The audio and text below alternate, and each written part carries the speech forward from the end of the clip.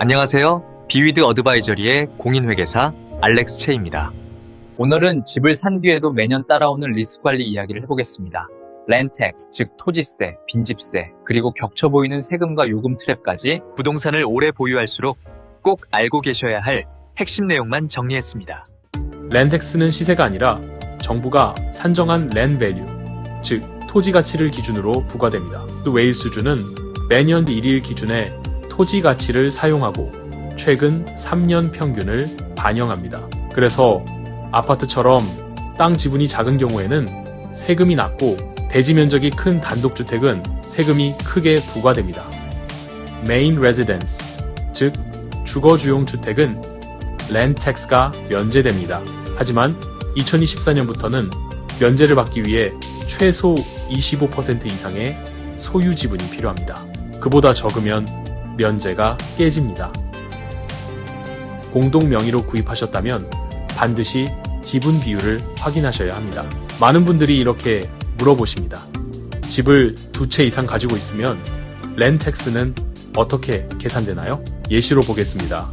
2025년 기준 뉴사우스 웨일스의 일반 한도는 약 110만 달러, 세율은 100달러와 초과분의 1.6%, 프리미엄 한도는 약 655만 달러입니다. 부부가 시드니에 집 2채를 가지고 있다고 가정해 보겠습니다. 첫 번째는 본인이 사는 집으로 토지 가치는 120만 달러. 두 번째는 투자용 아파트로 토지 가치는 140만 달러입니다. 주거주용은 면제이고 과세 대상은 투자용 한 채뿐입니다.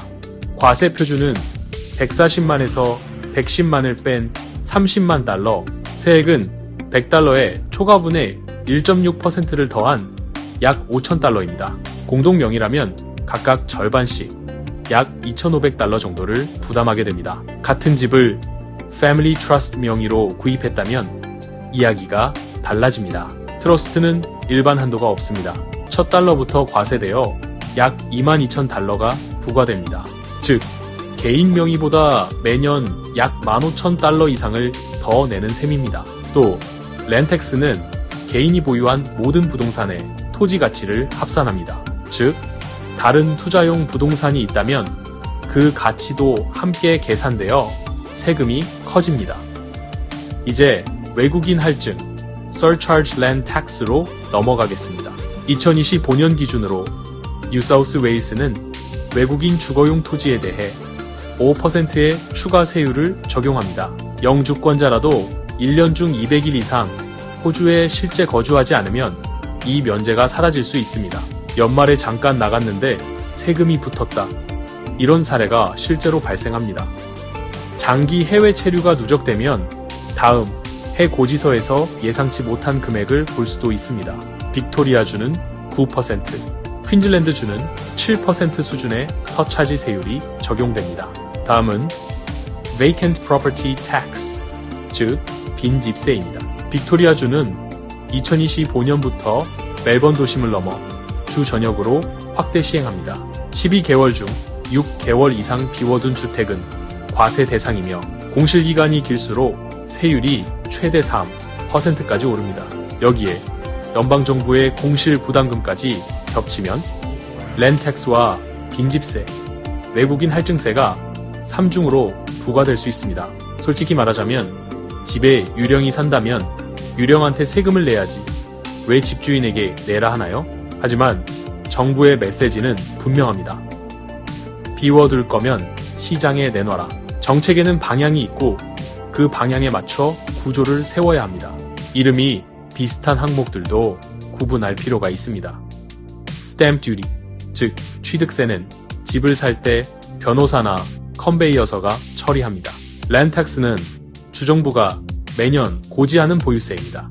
카운슬 레이트, 즉 카운슬 레이트와 워터 레이트, 즉 수도요금은 지방정부가 청구하는 관리요금입니다. 임대용 부동산이라면 프로퍼티 매니저, 즉 부동산 관리회사가 이런 비용을 납부하고 월별 정산서를 회계사에게 전달합니다. 회계사는 이걸 대신 내는 사람이 아니라 기록을 관리하고 세금 신고에 반영하는 전문가입니다. 랜텍스는 토지 가치와 소유 구조의 문제, 빈집세는 활용 패턴과 정책 방향의 문제. 지방세는 운영과 관리의 문제입니다. 무엇을 가졌느냐보다 어떻게 보유하고 관리하느냐. 그게 바로 절세의 출발점입니다. 다음 영상에서는 많은 분들이 기다리셨던 주제, 네게티브 기어링, 즉 네거티브 기어링과 포지티브 기어링, 즉 포지티브 기어링, 절세인가 리스크인가에 대해 이야기하겠습니다. 저는 비욘드 어드바이저리의 공인회계사 알렉스 채였습니다. 시청해주셔서 감사합니다.